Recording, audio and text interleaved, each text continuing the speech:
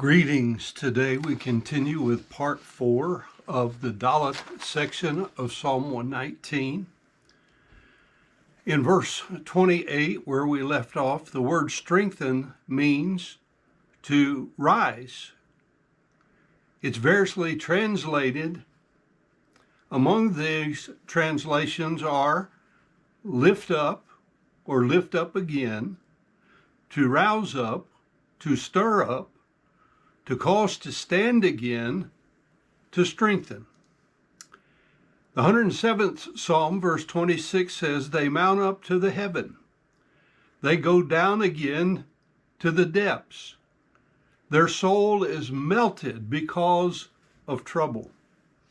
The picture in Psalm 107:26 is that of mariners trying to navigate through a very rough ocean, emphasizing the sudden jarring which occurs in the drops from the top of the waves to the bottom of them.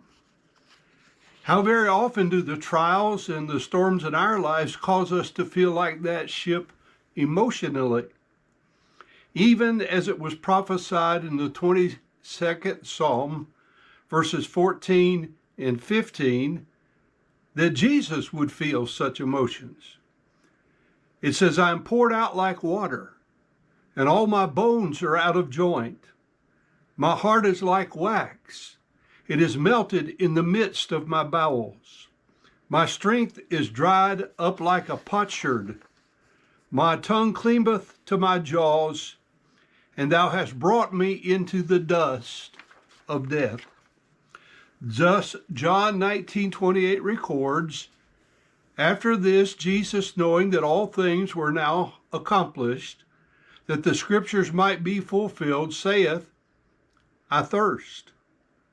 However, we must do more than ask God for strengthening in our lives.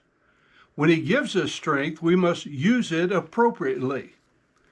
In Luke chapter 8, beginning at verse 22, it says, now it came to pass on a certain day that he went into a ship with his disciples, and he said unto them, let us go over unto the other side of the lake. And they launched forth. But as they sailed, he fell asleep. And there came down a storm of wind on the lake, and they were filled with water and were in jeopardy. And they came to him and awoke him, saying, Master, Master, we perish. Then he arose and rebuked the wind and the raging of the water, and they ceased, and there was a calm. And he said unto them, where is your faith? And they, being afraid, wondered, saying one to another, what manner of man is this? For he commandeth even the winds and water, and they obey him. Notice Jesus had said they were going to the other side. Yet the storm caused the disciples to doubt what Jesus had said would happen.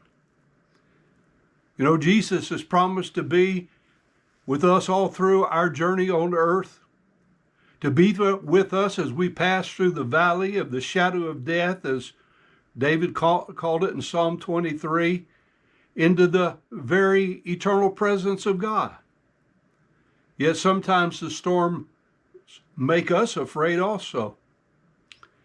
Psalm 119, verse 29, remove from me the way of lying, and grant me thy law graciously.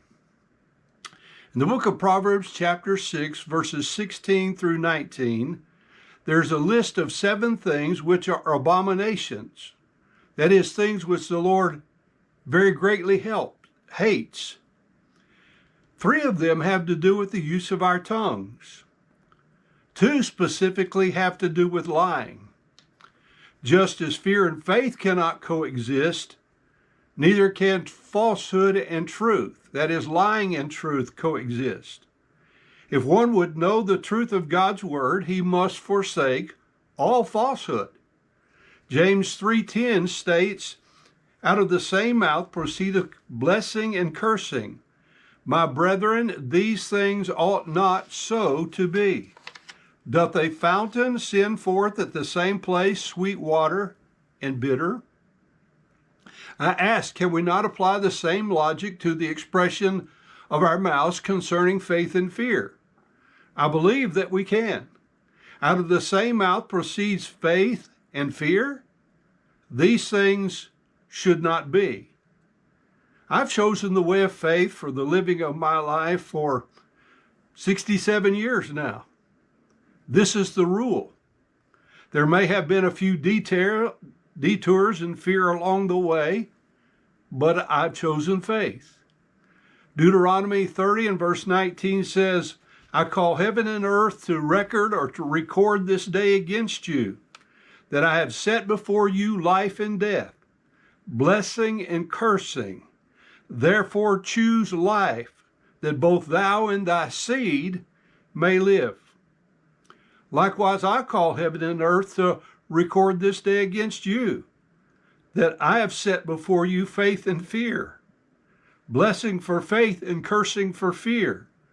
Therefore choose faith, that both thou and thy seed may live.